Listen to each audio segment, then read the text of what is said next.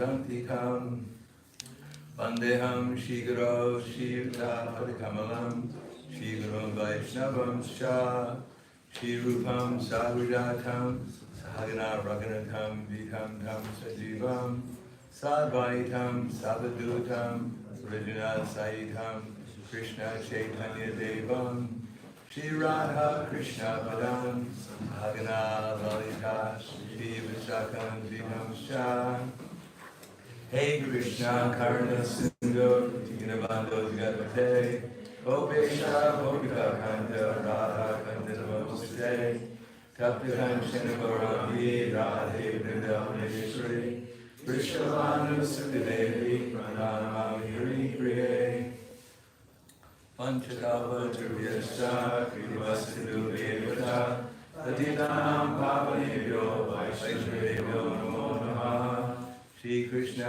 Chaitanya Pranityananda Shri Advaita Srivastava Gaura Bhaktivinoda Hare Krishna Krishna Krishna Hare Hare Hare Rama Rama Hare Hare Om Namo Bhagavate Vasudevaya Om Namo Bhagavate Vasudevaya Om Namo Bhagavate Vasudevaya Om Namo Bhagavate Vasudevaya Om Namo Bhagavate Vasudevaya.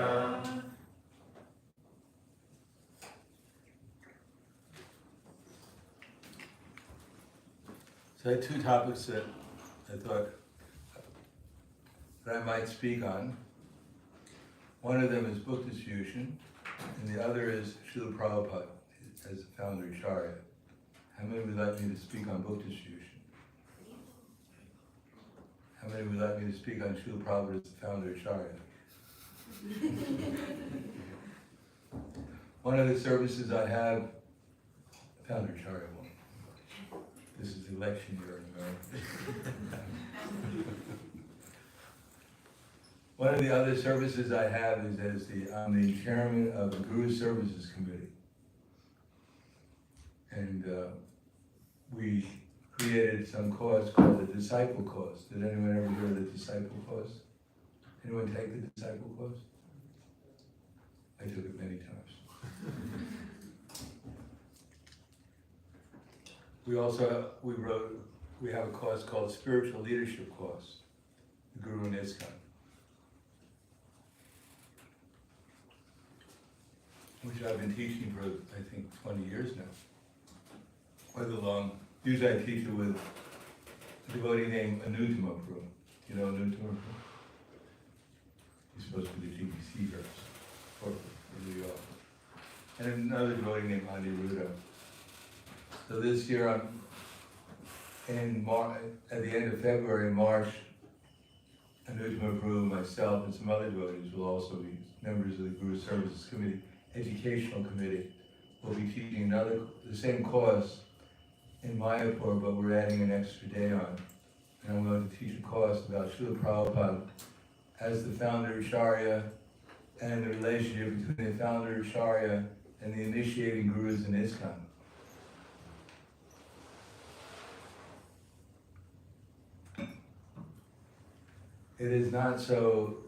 Sometimes it's not so clear exactly who Srila Prabhupada is in relationship to the other initiating gurus within ISKCON.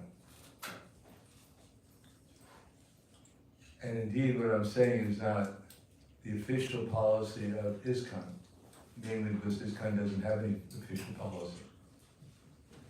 Exactly. But Ravindra Swarup wrote a paper called Srila Prabhupada is the founder of Acharya, which is supposed to be compulsory reading for anyone who takes initiation. But even there, the relationship between the founder of Acharya, or even Acharya and initiating guru is not so clear. Now in the Chaitanya Charitamrita, in the first chapter called Spiritual Masters, Srila Krishnadas Kaviraj Goswami, he's explained what a initiating guru is. Actually, he uses the term Acharya, not initiating guru. And Prabhupada sometimes used acharya, sometimes he used the term initiating guru. But even in that purport, which is taken from the 11th canto, but Krishna is speaking to Uddhava, both conceptions are given. Both as the guru as a spiritual teacher of disciples in an ashram, teaching the brahmacharis, and as well as the Uttama Adhikari, who is the direct manifestation, or the representative of Lord Nityananda, as well as a personal associate of Srimati Radharani. And then the next verse, that verse is Ma Charya Mam Vijaniyam Navamanyata Karvichit Namartya Suyabhudyeta Sarvadeva Mayo Guru. That one should not disrespect the Acharya because he's a representative of all the demigods. Acharya Mam Vijaniyam Navamartya Karvichit. One should not think he's just an ordinary person who's going to die like everyone else. Of course, everyone leaves this body sooner or later. But as Srila Bhaktivinoda Thakur said, he reasons ill who thinks that Vaishnavas die, but thou art living still and sound. For Vaishnavas die to live, and living spread the holy name around. So, a Vaishnava on the level of Srila Prabhupada, he doesn't leave he doesn't leave. Just like here we have Srila Prabhupada sitting on the altar. Sometimes the devotees may think, well, this is just a statue. We know that story that Radha Maharaj tells about the lady who came to the Prabhupada temple in New Vrindavan. And so she was standing there. What's the name of the temple called? Prabhupada's Memorial Temple? Palace of Gold. Palace of Gold, yeah. She came to the Palace of Gold, and she was standing there in front of Prabhupada, and she heard this voice, "Take my shoes." She said, well, she was a Christian, she didn't steal. She thought, well, this is not right, I'm not going to steal the shoes. She said, no, take my shoes. I tell you, take my shoes. And then it was so strong, the voice, that she took the shoes. She took them home with her. So sometime after that, New Vrindavan left ISKCON. And then some years after that, New Vrindavan rejoined ISKCON. And then she heard the same voice, bring my shoes back. So then she brought the shoes back and put them into the Palace of Gold again. So we may think that Prabhupada is sitting there. Sometimes people, they come to see Prabhupada as his Murti. And they thought, well, he's so peaceful, he doesn't move. They actually thought he was alive, but they were right, he is alive. We may look at the deities and we may think, oh, these are nice deities. And the deity's looking at us and thinking, when will this person wake up? He's been here, he's been alive for so long, when is he going to wake up? So, in the next verse, Srila Prabhupada, Krishnadas Kaviraj quotes that Shiksha Guru Ke Ta Krishnara Sarup Antaryami Bhakti Shesa Say Guru Say Antaryami Bhakti Shesa Eduri Rup. One should know this, the Shiksha Guru as my very self. The Shiksha Guru manifests himself as the super soul in everyone's heart, and as the Bhakti Shrestha, means the best of all the devotees. And then Prabhupada writes in the purport that there are two types of Shiksha Gurus. The one who is situated in transcendence, and he sees everything objectively. And the other who doesn't see everything objectively, but sees things through one's realizations, experience in Krishna consciousness. And Prabhupada writes, the Acharya, in the true sense of the term, who is authorized to deliver Krishna, enriches the disciple with full spiritual knowledge and thus awakens him to the activities of devotional service. In other words, There's devotional service, which is performed more or less externally, which is called sadhana bhakti or vaidhi bhakti. And then there's the internal devotional service of love and affection that's exchanged between Krishna and his devotees. Now, it's not expected that every devotee will immediately come to the platform of living in Vrindavan with Krishna and his associates, which is like an ocean of expansion of Krishna prema, of Lagini Shakti, where everything becomes pleasure, all the exchanges, the sweetness of loving exchanges between Krishna and his devotees. Krishna is the ocean of unlimited good qualities, unlimited attractiveness, and Srimati Radharani is the ocean of appreciation, of love. And when they get together, because they're both of the same quality, Srimati Radharani experiences Krishna's unlimited sweetness, his unlimited good qualities, and his unlimited love and affection for her. And therefore she bathes in the ocean of prema, of pure love for Krishna. And when Krishna experiences her prema, or pure love, he becomes overwhelmed with bliss and pleasure, and love himself, his love increases, and his good qualities increase. And when Srimati Radharani sees his good qualities increasing, and his love for her increasing, his love for all living entities increasing, and his pleasure increasing, then her pleasure increases also, and her devotion increases. This way there's an eternal expansion of the loving exchanges between Srimati Radharani and Krishna. Now that love exchange between Srimati Radharani and Krishna is experienced by all the residents of Vrindavan.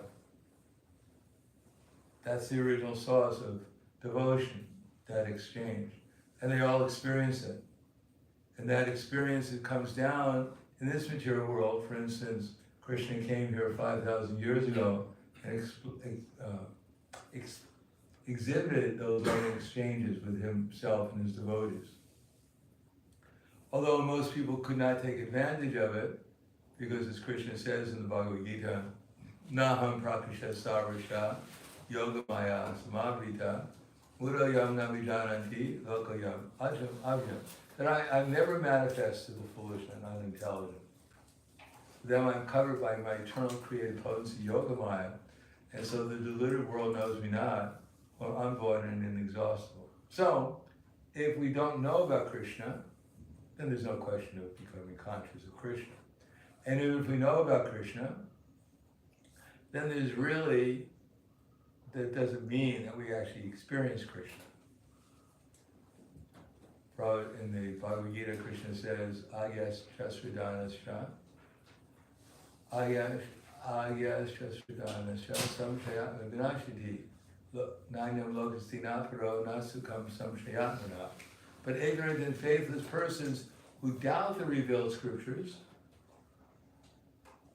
go to ruin and perish. For the doubting soul, there is happiness neither in this world nor in the next. So we're in, basically speaking, we're all in Maya, or most of us. Maybe there's a third devotee here.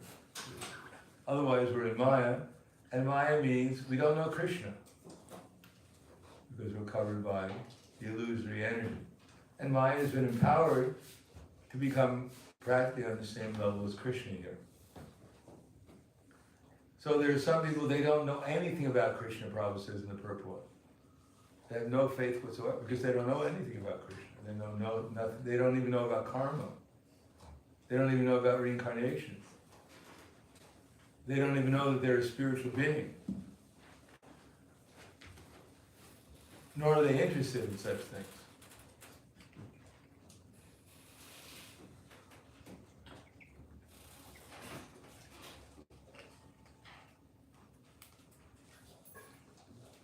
I think during this campaign, they were talking about God. Some of the candidates were talking about God bless you. That doesn't mean, just like one time Prabhupada was in a train in India, and some Indian gentleman wanted to come onto his car, but the disciples of Prabhupada didn't allow them, because they didn't want them to waste Prabhupada's time. Somehow or another they caught Prabhupada's eye, and Prabhupada invited them to come onto the car. So Prabhupada said, oh, very nice, thank you for coming. What can I do for you? So the gentleman said, Swamiji, we want your blessings. We need your blessings. So Prabhupada said, all right, no problem. Well, what kind of blessings do you want? Everyone's talking about God bless you. What kind of blessings do you want? So one man said, well, my daughter, she's not married. It's very hard to get the dowry. I need your blessings. Another one said, I have a wart on my foot.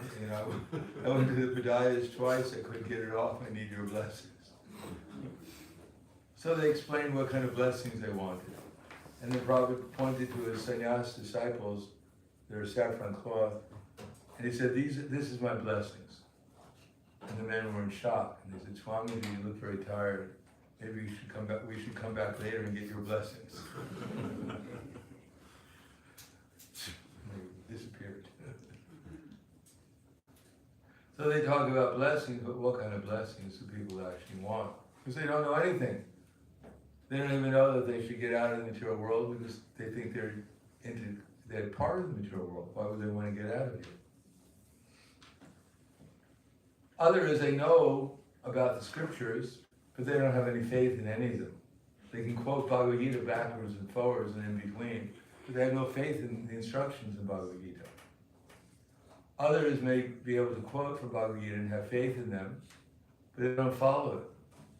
Others follow, and they have faith, but they don't believe that Krishna is the Supreme Personality of Godhead. So they're all considered faithless. But the worst of them is those who don't have any knowledge whatsoever of Krishna consciousness, and they're just like animals according to the Bhagavad Gita. Now, the Acharya, in the true sense of the term, who is authorized to deliver Krishna, enriches the disciple with full spiritual knowledge, and thus awakens him to the activities of devotional service. So we're considered to be devotees. We're aspiring devotees, and we're doing devotional service. So our whole idea is we want to do that service and actually feel devoted to Krishna.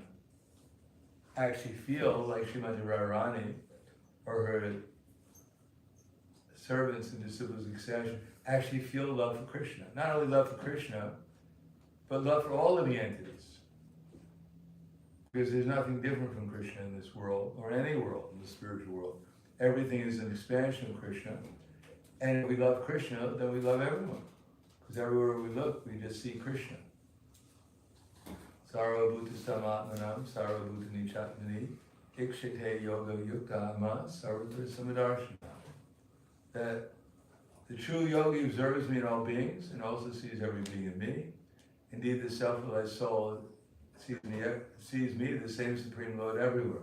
And for one who sees me everywhere and sees everything in me, I am never lost to him, nor is he ever lost to me. So Krishna is in everyone's heart, that every body is the temple of Vishnu. And if we love Krishna, then we'll love everybody. Because every Krishna is the controller of every body. Ishvara Sarvabhutanam Hrideshe Arjuna Tishtade. Every living entity is wandering in this world under Krishna's direction. No one can do anything without Krishna's sanction. Therefore, everything we see is actually a manifestation of Krishna and his energies. Of course, there's simultaneously one and different. Krishna is in the heart of the tiger, and we have to relate to the tiger appropriately. We have to relate to the Brahman appropriately, although the same Krishna is there in their hearts, but the soul, due to his desire, has a different machine that he's riding in. And we have different relationships with the different machines. Just like we go to the zoo and we see a tiger, we may remember that within the heart of the tiger there is a Vishnu, there's Krishna. And therefore the tiger is also a soul. In the heart of the tiger is a soul and the super soul. But that doesn't mean we go into the cage and we bow down before the tiger and say, please tiger, please forgive my offenses. I thought you were just a tiger, but now I know that you're a soul, a super soul, in the body of a tiger, so please accept my obeisances and I ask you to forgive my offenses. We can do that, but it may not be very healthy. can't complain when the tiger eats you because you just offered yourself as prasadam to him.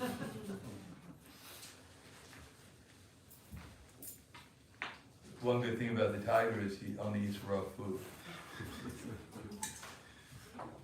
But I don't think that type of prasadam is meant for him. On the other hand, if we treat others like they're tigers, that would not be very good either.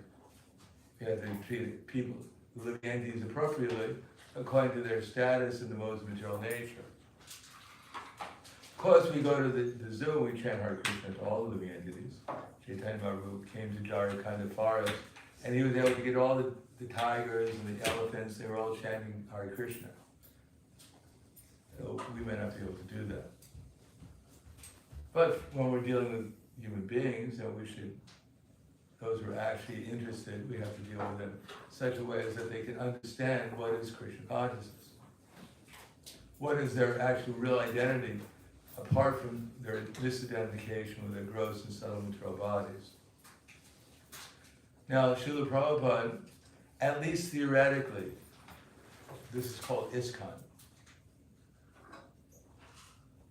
At least theoretically, we have to accept Prabhupada as a pure devotee. We may not even know what a pure devotee is. For instance, at the beginning of the Bhagavad Gita, Srila Prabhupada writes that one lady approached him and she asked him to recommend an edition of the Bhagavad Gita. And Prabhupada said, well, there's 600 or 700 editions in English alone of the Bhagavad Gita, but I can't recommend any one of them. Because none of them actually follows the person who believes or repeats the message of the person who wrote or spoke the Bhagavad Gita, Lord Krishna.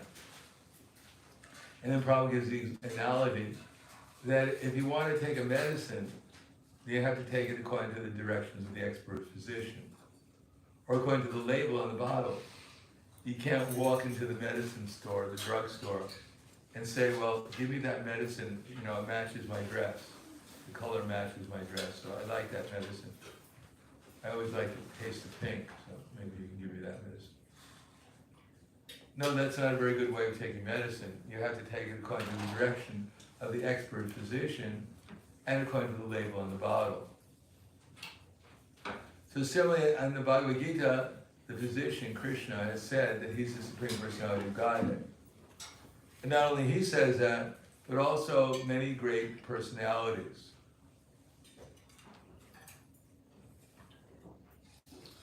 Some of which we may not be that familiar with. Madhvacharya, Ramanujacharya, Sankaracharya, and later on Vishnu Swami, Bhaktisiddhanta Saraswati Thakur. They all agree that Krishna is the Supreme Personality of Godhead. Now, we may not know them, we may not even know their literature, but anyhow, it's mentioned that because everyone accepts authority, some authority.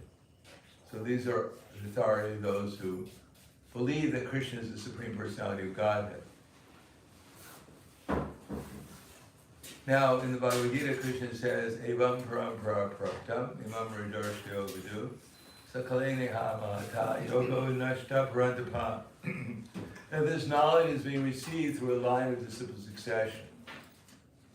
So our disciple succession is those who believe that Krishna is the Supreme Personality of Godhead. Simple succession.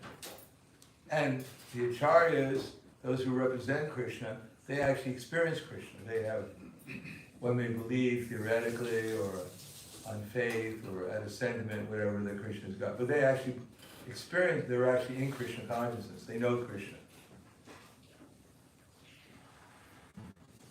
Now, we may not know Krishna. We may not even know the persons who believe in Krishna. But if we want to get any value of reading Bhagavad Gita, for instance, then at least theoretically we have to accept that Krishna is the Supreme Personality of Godhead. Otherwise, there's no sense of reading the Bhagavad Gita. Because we're not going to follow it. If we don't believe Krishna is God, why will we follow his instructions? And if we believe he's God, then we should follow what he has to say. We should try to understand at least what he has to say first. And then whatever we can understand, we should try to follow if we want to get any benefit from reading Bhagavad Gita. We don't have to blindly accept that Krishna is God, nor should we blindly reject that he's God. But if we're interested in experiencing Krishna consciousness, then at least we have to theoretically accept that he might be God. And in order to find out if he is God, then we have to hear from him, and then use our intelligence to try to understand what we have to do to realize if he's God or not. It's an experiment. It's a science. There's a theory, there's an experiment, and then there's observation, and then there's a conclusion. So Krishna consciousness is a science. Now, from the beginning of Bhagavata, Krishna has given us some preliminary understanding of why we should accept that this knowledge is not ordinary knowledge.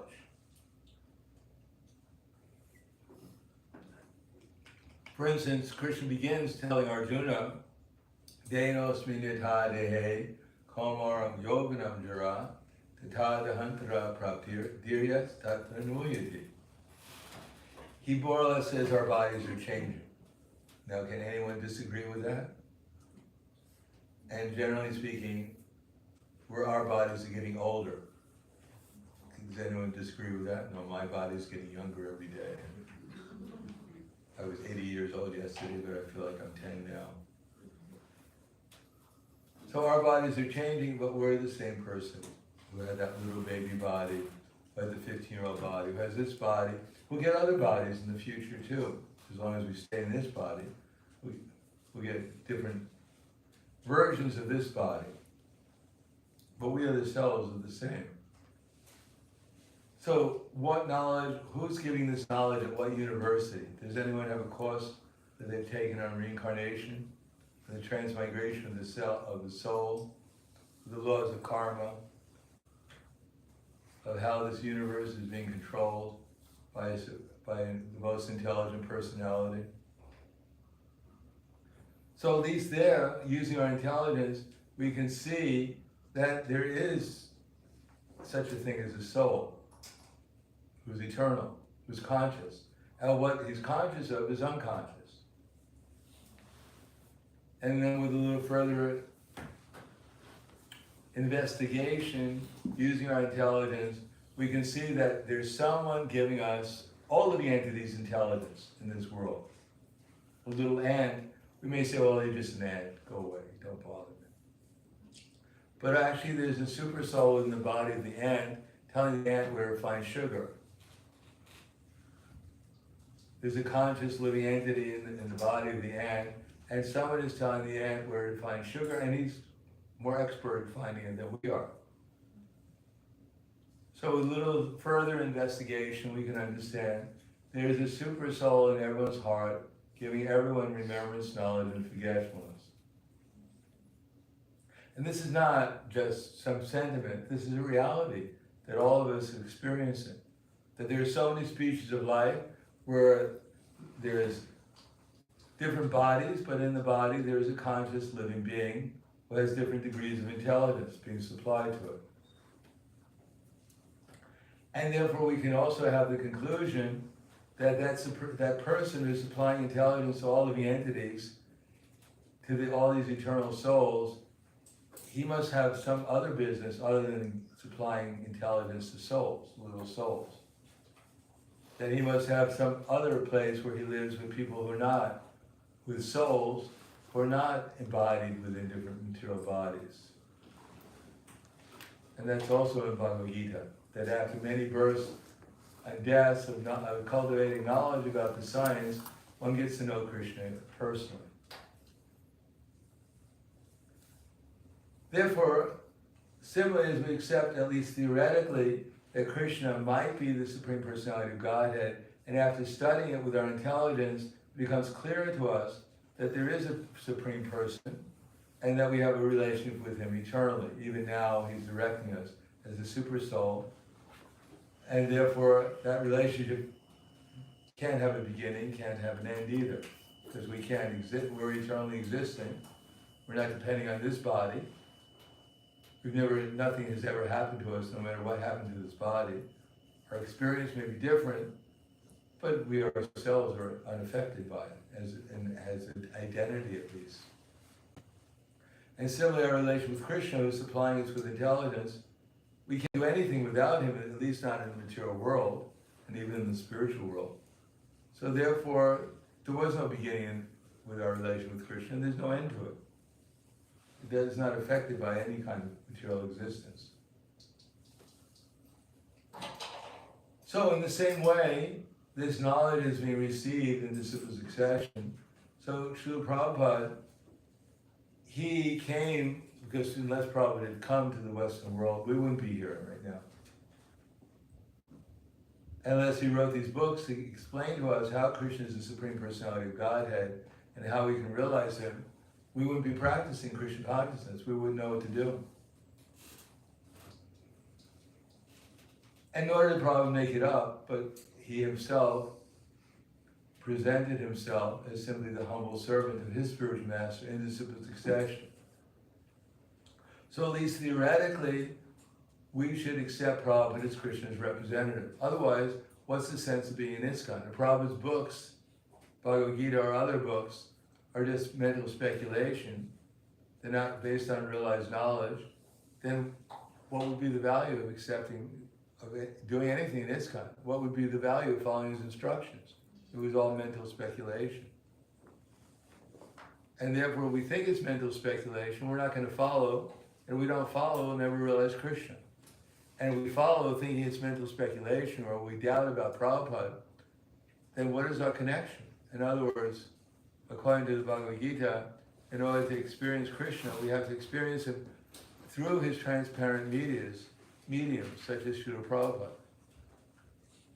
Now, Prabhupada never presented himself as God, but he presented himself as giving us the information that he's realized how to realize Krishna, how to develop devotion towards Krishna. And therefore that's what he based the movement on. And if we want to understand Krishna, at least follow, in other words, if Krishna says you're supposed to follow the super succession, and you're supposed to develop bhakti or love for Krishna through devotion, through my representative by following their instructions, then if we want to take advantage of this movement, because no one is imprisoned to be here, we don't chain people up and say, you can't go, you're initiated, now you're chained, you can't leave the temple.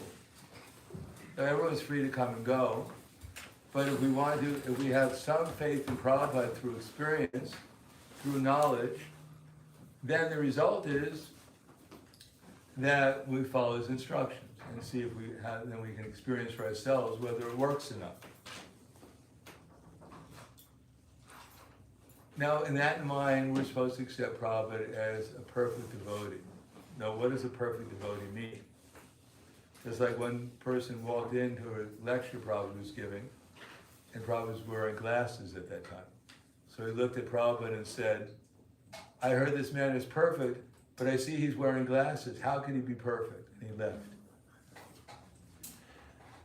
So is that perfection? Actually, I'm supposed to wear glasses, but I don't want to disappoint.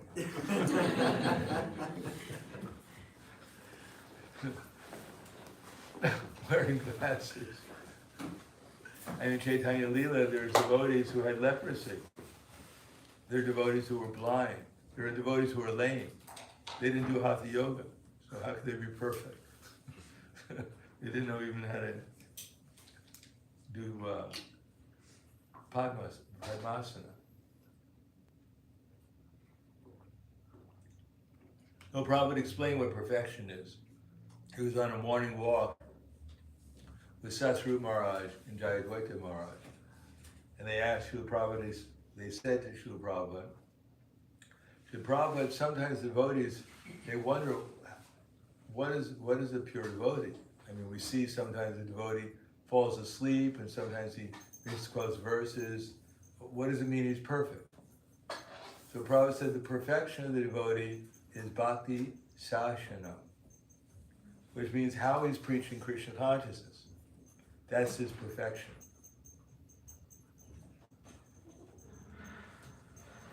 Now, Prabhupada was not what you call interested and being sociably acceptable.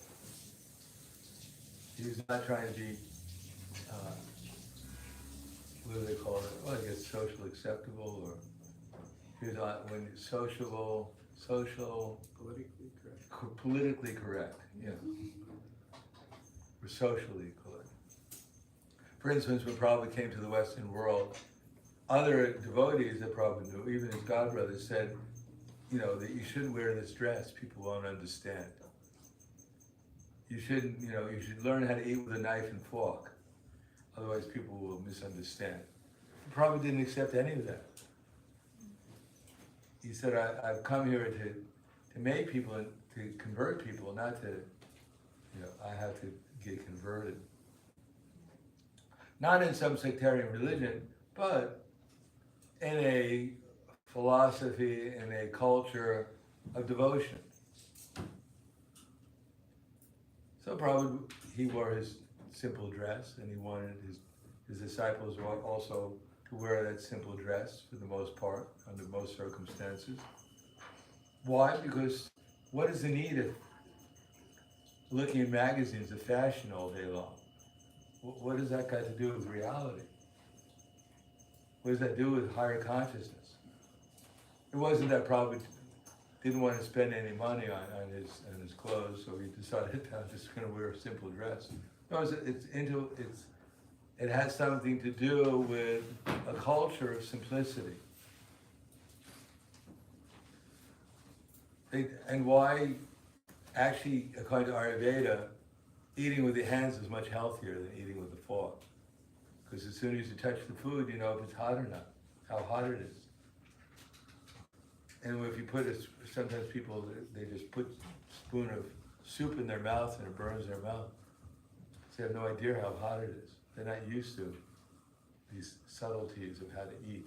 But as soon as you touch the food, then immediately you come in contact with the food and you get an idea of what it is, what the texture is, what the heat of the food is. And this affects your brain of how you're going to digest the food. You have some intimate connection with it. So Prabhupada, and as far as socially acceptable or politically correct, Prabhupada said things according to time, place, and circumstance. Prabhupada's motivation of preaching was not to be socially acceptable, or it wasn't also to get in conflict with others. Prabhupada met all kinds of different politicians and sociologists, and educators, all kinds of different people from all different sports and backgrounds. And Prabhupada tried to make them at ease so that they could actually hear about Krishna. He wasn't so concerned with trying to defeat their arguments on the mundane platform. Although sometimes he mentioned things like that. But in general, his idea was to teach people that Krishna is the Supreme Person and the means of actually getting to know him. For instance, there was one famous race car driver, which you can read about in Science of Self-Realization, came to see Srila Prabhupada, and for 20 minutes Prabhupada talked about cars with him. Now, do we actually think Prabhupada was interested in cars? But if he would have immediately told this race driver, you're not this body, you're not your car, you believe that the car is a hum car, I am the car. Get out of this car business. Hum car business. No, Prabhupada talked about cars, made him, had a friendly relation. Then Prabhupada introduced Krishna consciousness to him. So similarly, Prabhupada, when he talked about things, whether we went to the moon or not, if you read Prabhupada's instructions on this particular topic, you'll find in one place Prabhupada said we never went to the moon, which is general explanation. Another place Prabhupada said they didn't go to the moon, they went to Mars, or they went to Rahu, or they went to the Arizona desert. Does that mean that Prabhupada was confused? He didn't know where they went? Maybe he didn't know where they went, but The Prabhupada wasn't so interested in where the astronauts went. He was interested in injecting Krishna consciousness in people. Of course, his general presentation was they didn't go to the moon, because they said there was no one there, which is completely ridiculous. Because there's no one at the moon. Well, I wouldn't say it was ridiculous. I say it contradicts the Vedic conception that on every planet there's living entities, that the living entities are everywhere. So if they went there and they found no living entities there, then it would contradict the Vedic literature. So probably so they didn't go there. Otherwise they would have met Chandra or someone there. And then of course, I don't know how many people believe that they went to the moon, but later on, although probably what he said was quite controversial at that time to some people, but later on, I think people lost faith in the fact that they went to the moon. Otherwise, if they went to the moon, why they never went back after all these years? And if they went there, why all these contradictions? Like when the astronaut, the lunar modules landing on the moon, coming down, the jets were in full throttle, huge amounts of fire coming out of the jet engines, and not one speck of dust was raised. And then the astronaut, finally the module lands on the moon, and the astronaut jumps out of the module, and all this dust just flies everywhere. So I guess the idea, the explanation is that when the astronaut landed on the moon was so excited it became ecstatic, and part of the ecstatic symptoms was all the dust that was raised. And then when the astronaut plants the flag on the moon, it starts waving, which is quite amazing because there's no air to wave the flag. But I guess when the astronaut planted the flag on the flag became ecstatic. And it started to tremble in ecstasy. Anyhow, there are many, many things that we wonder about. But Prabhupada was not really so interested in convincing people that we didn't go to the moon as in defending the Vedic culture conceptions, which lead to Krishna consciousness, and at the same time, try to inject within people the idea of the supremacy of the Vedic culture, supremacy of the philosophy and the knowledge in the Vedic literature. Therefore, Prabhupada would say things about blacks or women or whites or greens or whatever, so many different things, but he would say appropriately to that particular audience in order to help them inject within them Krishna consciousness.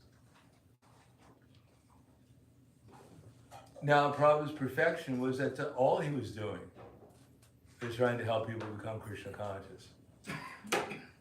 And he had the knowledge, he has the expertise, he had the conviction in order to do that appropriately and effectively. Otherwise, the movement would have spread all over the world in such a short period of time. Now others may come and they also represent Srila Prabhupada. They're also servants of the Super Soul and the Acharyas in disciple succession, but they may not be on the same level of realization. Prema may not be emanating from the heart incessantly, like a pure devotee, like the sun. But still they're repeating the message of Krishna in disciple succession, giving logical explanations, convincing people to take up the process of Krishna consciousness, and also exhibiting wonderful qualities, godly qualities. Maybe exhibit all beyond the mode of goodness, or even be pure devotees. But they're pure devotees in as much as they follow Srila Prabhupada's instructions and example. They're not independent. They just don't manifest good qualities or transcendental qualities. They may have good qualities from previous lifetimes, but in terms of transcendental qualities, inasmuch as they follow Srila Prabhupada, to that extent they manifest the same qualities that he has. 1977, at the end of October, when Prabhupada was the Antya Leela, the finale of his transcendental appearance on this planet, then some politicians came to see Srila Prabhupada, and they were inquiring from him, who will be the next leader in our movement? This was a topic that was very prevalent before Prabhupada left. Who the next leader will be. This is the same topic that the Gaudiya Math more or less split about. So these particular, one of them was the chief minister of Uttar Pradesh, I believe, and another politician came. And they asked Prabhupada's disciples to leave the room because they didn't want to be Prabhupada's answer to be influenced by them.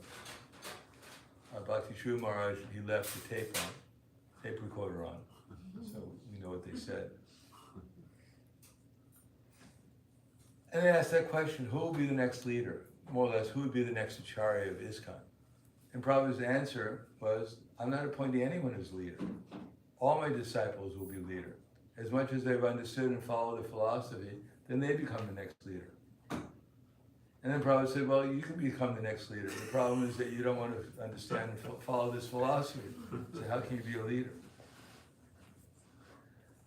So this idea that Prabhupada appointed anyone as the next leader, Prabhupada didn't appoint anyone as the next leader.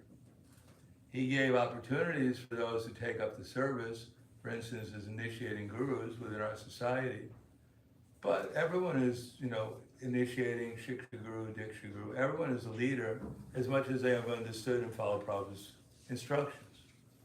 Now, one accepts a spiritual master initiation, it doesn't mean that the spiritual master has now become he's their authority, spiritual authority, basically to teach the devotees how to cooperate within this movement, how to cooperate with Chaitanya Mahaprabhu's movement, with Prabhupada's instructions of expanding practicing Krishna consciousness and expanding. So the initiating guru is the authority in that much, how to cooperate and expand the movement of Krishna consciousness and how to practice it. He's not necessarily, and usually best not to be, the marriage counselor, the Ayurvedic doctor, the astrologer. That's not the role of the guru, or even the manager. He's not supposed to direct people's lives, teach them how to invest in the stock market, because he knows everything. So you get a guru and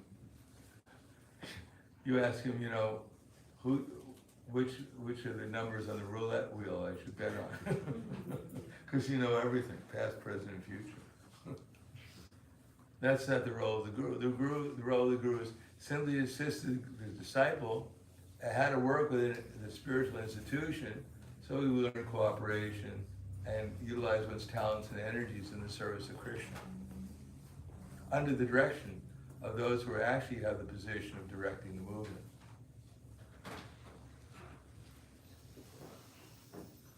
Now, if one takes up the role of a founder Acharya or even Acharya, when one is actually not a recognized Acharya, one may actually be a pure devotee, but Prabhupada appointed the GBC body to manage, to oversee, and even the GBC is not supposed to supervise, direct the temple presidents, what they're supposed to be doing. He's supposed to be supervising and seeing that they're doing things in Krishna consciousness. Of course, if there's some significant problem, there should be some mechanism of solving it. But generally speaking, our society is based on the principle of vairagya and jnana vairagya. We're not trying to control people's lives.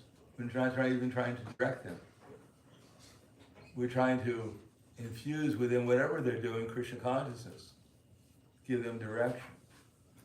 And therefore, the more one becomes detached from trying to control people's lives, the more one is not indifferent, but the more one is actually directing persons towards Krishna consciousness, spending that much time, not trying to micromanage everyone's lives.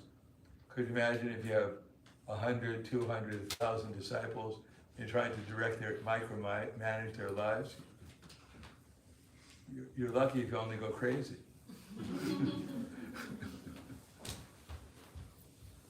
As Srila Bhaktisiddhanta Saraswati Prabhupada said, they asked him, how many disciples do you have? And he said, I have 4. They said, well, it looks like you have a lot more than 4. He said, no, actually I only have 4 because and what are the 4? He said, my 2 hands and legs. They're the only ones who actually listen to me.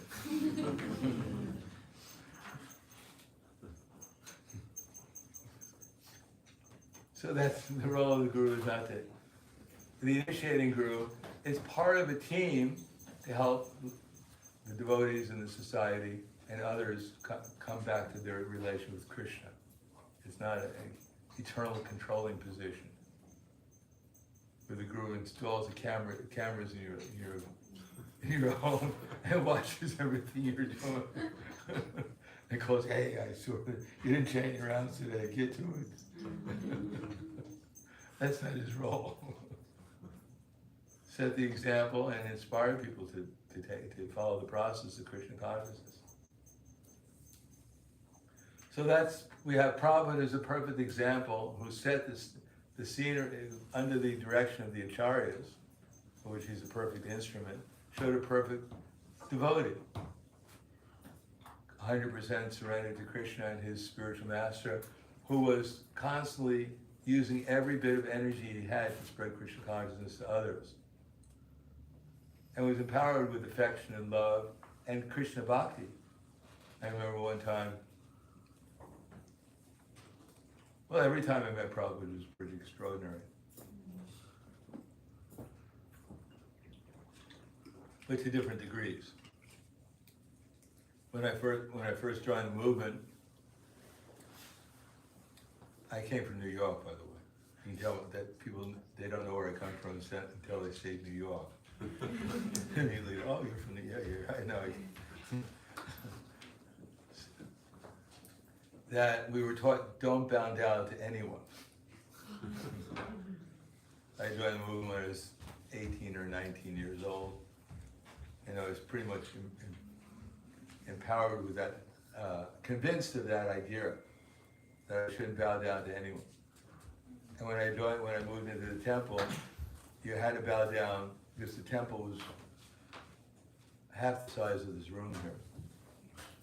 And there was an altar here, and then there's the entrance. So when you came into the altar, there was the deities of Jagannath, Baladev, and Srimati Subhadra Devi there. So as soon as you entered into the building, you had to pay obeisances. And then if you went into the kitchen, you came out of the kitchen, you had to pay obeisances because the kitchen was right there too. And then if you went upstairs where we were living, when you came downstairs, you had to pay obeisances. So throughout the whole day, it was constantly paying obeisances. And we had, at that time, whenever you saw the deities, you had to give them some offering. So we had to give them a little bit of rice. So all day long, we were giving them a little bit of rice. Every time we saw them, they had this mound of rice. You know? So when Prabhupada came, I said, we were greeting him at the airport in Buffalo. This is the beginning of '69. And I said, I got to remember to bow down before Prabhupada, be an offense if I don't remember. And then Prabhupada walked in, and he was floating. I mean, he was actually floating. And I was so struck with wonder, I forgot to bow down. And then finally I remembered to bow down. When I got up, everyone left except for Brahmananda. He was tapping me on the shoulder. He said, you have to stay here and get Prabhupada's luggage, because he came late. So, Brahmananda was this big guy, he didn't. So I had to stay back. So that was the first time I saw Prabhupada. It was like, and then Prabhupada gave a lecture at the university auditorium, and all these college students came. And Prabhupada walked into the room, And I was in Vermont, not Vaikuntha, I was in Vermont. I mean, I literally saw everything as light. Wasn't the highest realization, but it was definitely a different experience. So that was some of the things. I saw Prabhupada in Buffalo in 1969, Srila Bhaktisiddhanta Saraswati Prabhupada's disappearance day. They had just bought a new temple in Boston, and the bottom part was used for the ISKCON press, and the top part was the deity room. So we were upstairs doing bhajan, waiting for Prabhupada to come, and because Prabhupada came from the airport, and some devotees went to the airport, some stayed back to do bhajan. So we were doing bhajan, and in the picture, there's a picture of Chaitanya Mahaprabhu, which was hanging over the stairs, this is the second floor, and suddenly in the background there's the kirtan party, and Chaitanya Mahaprabhu was his arms out like this, and it started to glow. He said, well, that's interesting. Chaitanya Mahaprabhu was glowing. You know what I mean? And then Prabhupada suddenly walked up the stairs, and the whole room turned into Vaikuntha. And I was trying to remember what I was in anxiety about, but I couldn't. And then Prabhupada, it was just like, wow, this is really nice. And then Prabhupada sat down on the Vyasasana and looked at me, and I could see he could actually see what I looked like, although I couldn't figure out what I looked like. But Prabhupada knew exactly what it was. I mean, you could see he saw everything completely clearly. And Prabhupada for half an hour talked about Srila Bhaktisiddhanta Saraswati Prabhupada. And it was so vivid what he was talking about. I was crying for half an hour. I usually don't cry, by the way. And then when Prabhupada left to see ISKCON Press downstairs, I was back. I was still trying to remember what I was in anxiety about. So I saw Prabhupada different places in America and in India, in different places in the world. But it was always quite extraordinary to see Prabhupada in different ways. And Prabhupada was so kind, actually. Although I was always worried about Prabhupada, I should do everything right with Prabhupada there, because I was really in awe of reverence. So Prabhupada was always trying to make me a little bit more relaxed than I was.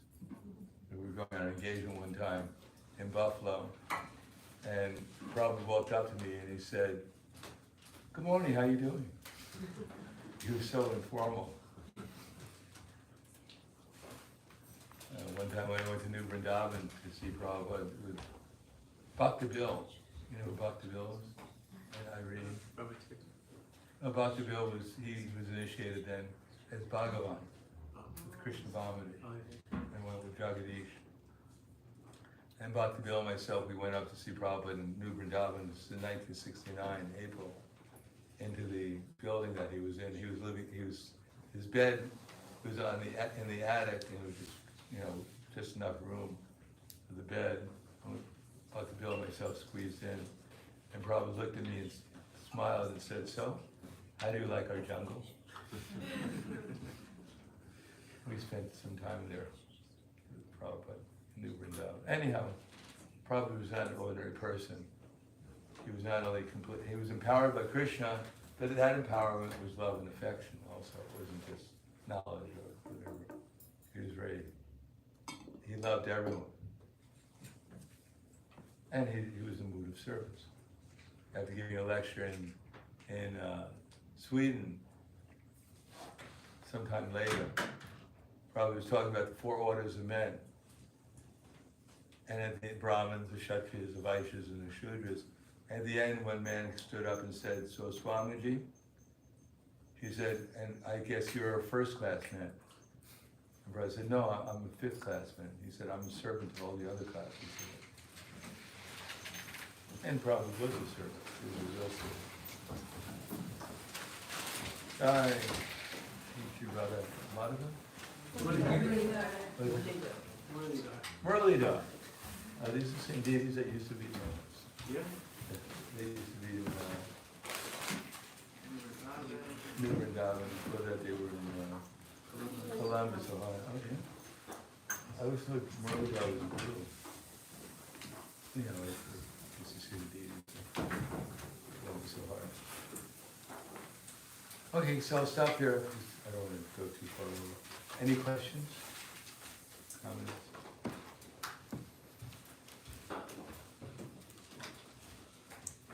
Faith in Prabhupada, that's the main thing. Yeah. Yes? Maharaj, how can we keep Prabhupada's instructions and his mood very much present in our hearts? Read Prabhupada's books, listen to Prabhupada's tapes, try to see how Prabhupada has manifested himself in the other devotees in the society, and appreciate that, and how Prabhupada has expanded the Krishna consciousness movement into the hearts of his followers. And if we do that, then Prabhupada and the Acharyas will be pleased, and Krishna will be pleased, and they'll enlighten us in Krishna consciousness. And the more we become enlightened, the more we'll develop attachment for Krishna and his devotees. Thank you. Thank you very much. Srila Prabhupada ki jai. Hare Bhaktivinoda ki jai. Gaur Premanande. Holiness Prahladananda Maharaj ki. Thank you so much, devotees. We'll have Damodar Astakam now. So we'll pass out the words and have the opportunity to sing Damodar Astakam. And everyone can come up and also offer some ghee lamps to the deities.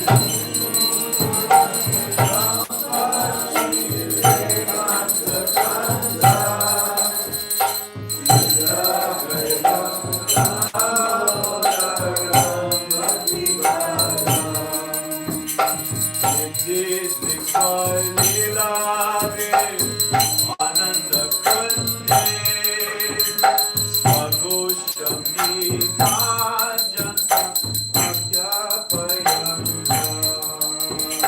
Indeed, Vikar Leelave, Ananda Kunde, Swagoshami Majanta, Agyapayanta.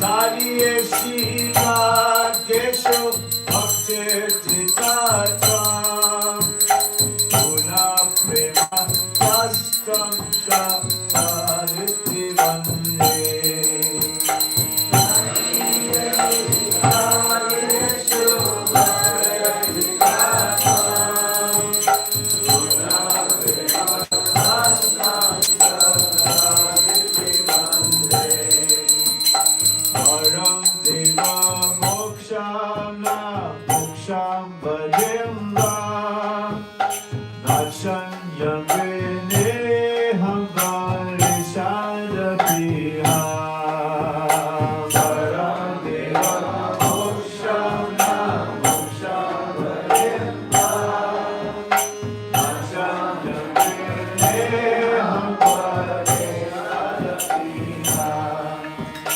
Idam Deva Purnata Kupalophanam Sadam Vimanasya Virasiti Manyai Deva Purnata Kupalophanam Sadam Vimanasya Virasiti Manyai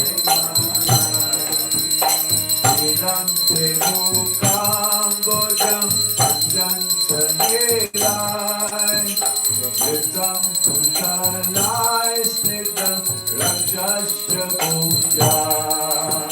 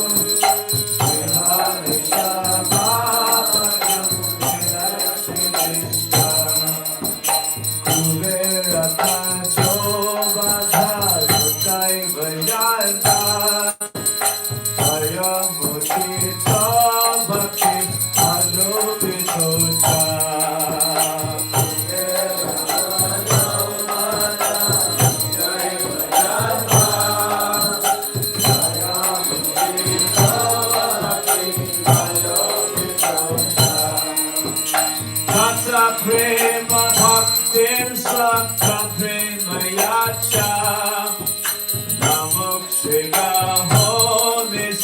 Namo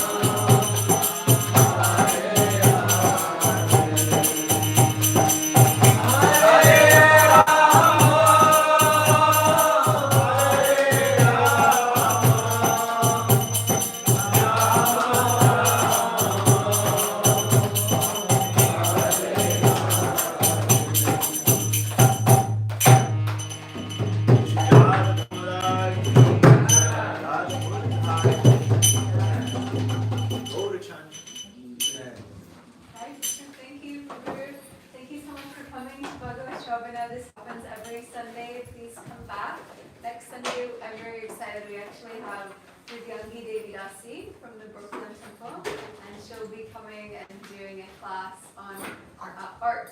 Yes, you guessed it. Yes.